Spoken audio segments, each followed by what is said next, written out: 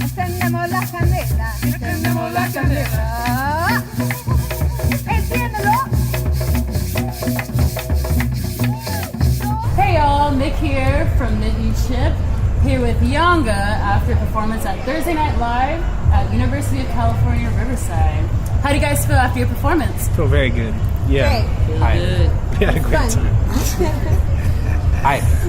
Are most of you guys from the IE? I would say, yeah, I'm from San Bernardino. Eddie's from San Bernardino. Tony's from Rialto. We got Danny from Riverside. I'm the outcast. She's the Where outcast. are you from? I'm from Los Angeles. So, From Boyle Heights originally. Slows? yeah.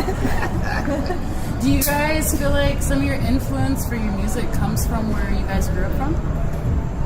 I would say yes. Me, actually mostly from KUCR. So I'm good friends with Eddie, and this guy works at the radio station, and he's always been the source of so much, connecting us to so much music, like just anything you can think of. And so at some point we were talking a little bit about world music, and then we were more interested in cumbia and learning more about that. There were some compilations that came out, and he was really helpful in like sharing all this different stuff with us. And I fell in love with Afro-Colombian music. That's for me, like, that was a really big thing. And just started delving into those rhythms and learning more about the music, the history, and just kept falling in love over and over again with all these aspects of it. So that's where some of your influence from Yeah, yeah. So really, like, I guess I would say KUCR sort of inadvertently, and Inland Empire, like more our upbringing of like just being exposed to so much, really, everything from like I don't even know where to start, really. Like, I was really into punk in high school and stuff that was different, and so delving into all these different genres and rhythms was like, I just had so much fun. Any specific artists that you guys can think of? Oh man, there's a lot. Educate people. Educate the people. So, Well, I not so much. I didn't really grow up with a lot of Afro-Colombian music, but more Puerto Rican music, Cuban music, also Brazilian music. But they all have very, very similar links in terms of like call and response, different elements in terms of call and response, heavy rhythmic aspects to it, and That was actually something I noticed when you guys were performing, when you guys were singing, and then the audience was replying back, and that happened a couple times. I was like, is that something that normally happens? That's super awesome. that's definitely And it's infectious, because people are like, they might not even know what they're saying, but they're like, yeah, we're going to join in on this. It's like, it's a very enthusiastic for sure energy that you guys give off to the crowd, and it makes everyone feel comfortable. Like, people, like, they're just sitting down at first, just like, yeah, this is cool, and then like 30 minutes later, they're just like, okay, like, we're down. That's good. That's the point. The call and response makes it inviting, and I think a lot of the root of maybe the Afro-Colombian folklore was done communally, and it wasn't a performance per se. It was like the music accompanied the dance, accompanied the song, and it worked like that. So it's kind of maybe like a community form of music, and I feel like that still comes across, and that's why folks can easily latch onto a response and feel like they can sing it without it being like, I don't know, like a corny like clap along, exactly. It almost feels natural to do it. Yeah. It's like very rootsy. That's what we want. We want people to join in, because, like he said, it's like a communal thing, and just it's a celebration. Yeah. Lucky us to experience it. So, can you guys define what Mas Tropical is? So, or at least your best explanation, because I know it's probably a broad term, but it's been used a lot lately. Well, okay, I love the word, because when you had musicians in Brazil and the Tropicalia movement, that genre of music, that idea, that concept, building it, sharing it, and having something big grow out of it, connecting with people. I thought that was amazing. So it's wonderful that we have something that we can also latch onto, under like this sort of umbrella term for something more than just tropical music. It's like all these other genres, all this blending, all this like very sort of expanding, open-minded interpretation of stuff that has tradition, but we're also doing something different.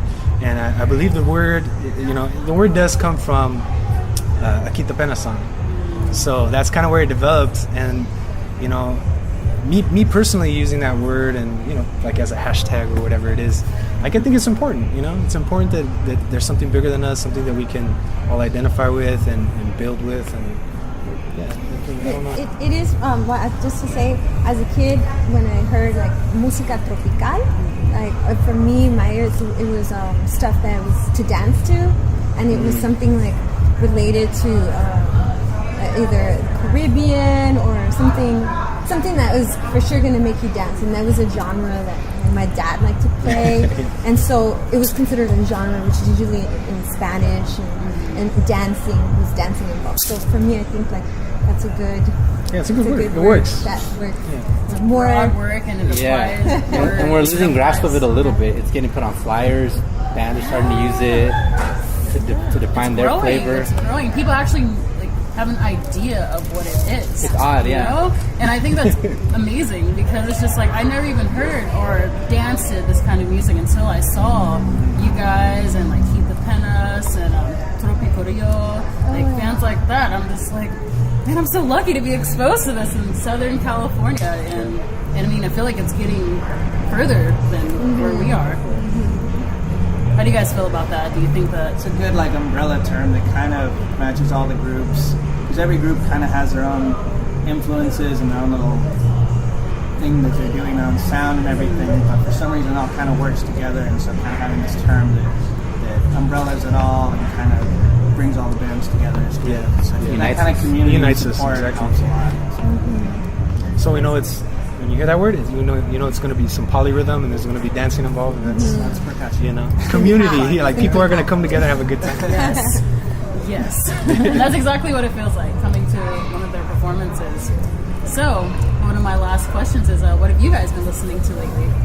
Oh, well, lately I've been doing a lot of listening to a lot of Puerto Rican.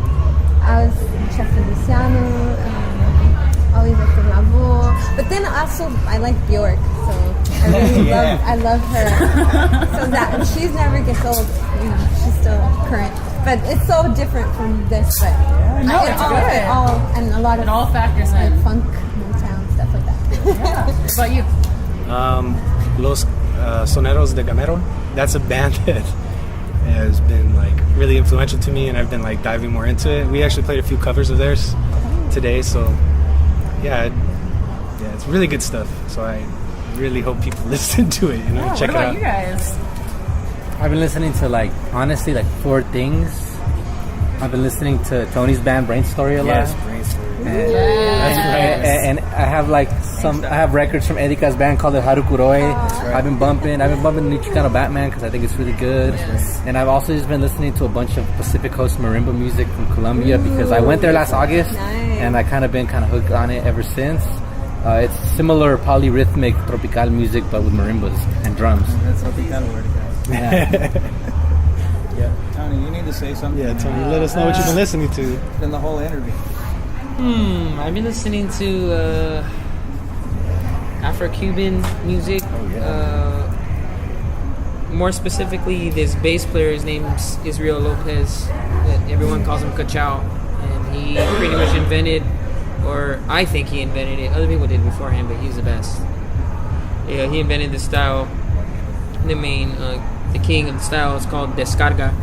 And it's pretty much like translated as Cuban jam session. So it's more about grooves and then just playing one thing for a long time, and you have a lot of the traditional elements of Cuban music come out, such as like call and response, polyrhythm, many rhythms playing at once. They take from rumba, they take from abacua and palo and all of these these Afro-Cuban traditions, and they do it in the style of improvisation. So I've been listening to that, New Kendrick. Every day since it's been out. Yeah. Unintentionally too. It's just like, oh, I gotta listen to it again. It's so deep. You can't I listened to it once and I already know from To Pimp a Butterfly that I am gonna have to listen to it probably for 6 months till I understand everything that it means to me. Because I don't even know, you know. It's like reading a novel, honestly. A novel about the American experience of a black man and of all Americans. It's pretty awesome. And, yeah. And then jazz and all this. Oh, yeah. Well, you guys are an awesome band, and I feel like we can all learn something from you. Thank you so much for answering my questions. And could you guys let us know where people can find you, upcoming performances, music, support? We're playing in Chinatown in LA on the 13th of May for Barrio Funky. Barrio Funky. And so we'll be playing there. Come check it out in LA, May 13th. And we're on Instagram, Yanga Music. Yeah, Instagram Yanga Music, and then our Facebook is Yanga Music. Is it Yanga Music or is it Yanga Band? Yanga Music Band or something? I don't know. Look up Yanga. You look at You'll Yanga find and us. just wait until you see our faces at some point. You got a Tumblr, right? If you're lucky. Nah. Mostly Instagram. If you want to find us, Instagram. Yo, Instagram. check out, maybe choke out, not check out Sonorama Discos. Sonorama Discos, yeah. So we're actually we're going to be in Chicago for the Mole de Mayo Fest.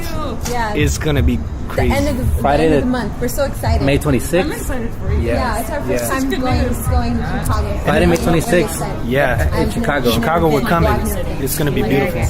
Saturday, May 27th in Minneapolis. Minneapolis. So what is the event there? That's gonna be great. The event is dope. I just don't know. I know it's happening. I just don't know any details. Yeah, and we're still planning it out. So I Here we mean, come. we might be going back to Chicago. We might be going to Des Moines, Iowa. We'll figure it out. We're still adding to it, so it'll be great. Thank you guys so much for sitting with Mint and Chip. Thank you. It was a pleasure.